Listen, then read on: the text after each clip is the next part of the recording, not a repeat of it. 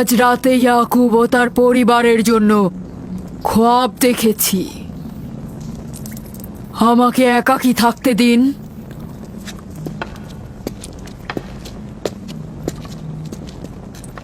হে মহান খোদা, ইয়াকুব আর তার পরিবারের উপর আপনার অভিশাপ বর্ষিত করুন। তার অবশ্যই শাস্তি পাওয়া উচিত। রাহেল ও তার পুত্র আজকে রাতেই ধ্বংস হবে। হে মহান ইস্তার, ইয়াকুব ও তার পরিবারের উপর আপনার ক্রোধের আগুন নাজিল করুন, নাজিল করুন। আজকেই ইয়াকুব ও তার পরিবারকে নির্বংশ করে দিন হে মহান ইস্তার। আমার এই সকল চিন্তা শুধু রাহেল আর তার পুত্রের জন্য নয়। আমার চিন্তা হচ্ছে এদের মৃত্যুর কারণে বহু ঈশ্বরবাদীরা খুশি হয়ে যাবে, নির্জীব পাথরে আরাধনা বেড়ে যাবে। এর বিরুদ্ধে আমার এতদিনের আন্দোলন সংগ্রাম ব্যর্থ হয়ে যাবে। কিছু একটা করুন, আমার স্ত্রী সন্তানকে নাজাত দিন। আর এটা দেখে যেন ফাদ্দানের অধিবাসীরা জেগে ওঠে। তাদের নাজাত দিলে ফাদ্দানের অধিবাসীরা জেগে উঠবে আর বহু ঈশ্বরবাদীদের বিরুদ্ধে এক ঈশ্বরবাদীর বিজয় হবে।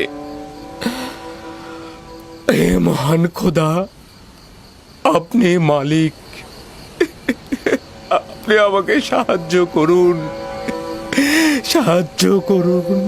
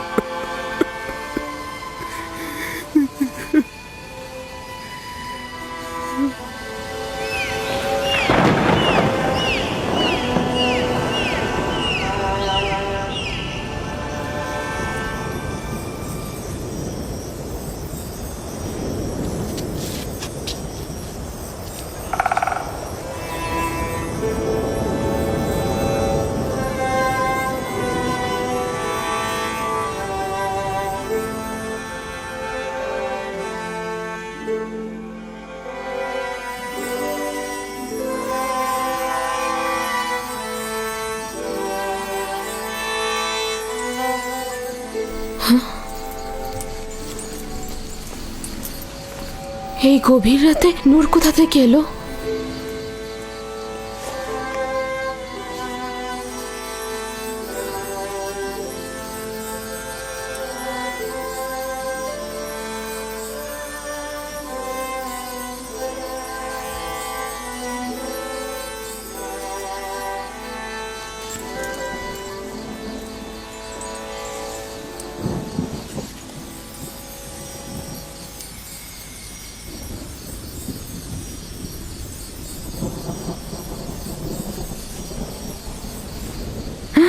রাহেলের হুঁশ ফিরেছে।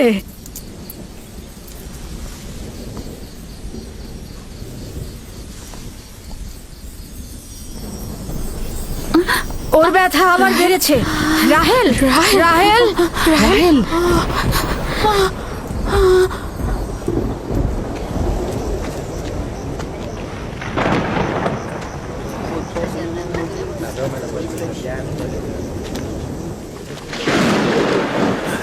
মনে হচ্ছে আজকে রাত্রি বৃষ্টি হবে। মনে হয় না। ইয়াকুব আর রাহেলই তো ফাদ্দানের দুর্ভিক্ষের কারণ। এটি মহান খোদার ক্রোধের নিশান। বিদ্যুৎ গর্জনের মতো ক্রোধ নিয়ে মহান খোদা পৃথিবীতে অবতরণ করবেন।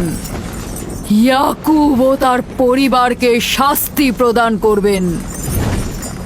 হে মহান ইস্তার, আপনার প্রভুত্বের সীমারেখা দিয়ে প্রতিহত করুন। আপনার ক্রোধের আগুন ইয়াকুবের পরিবারের ওপর নিক্ষেপ করুন।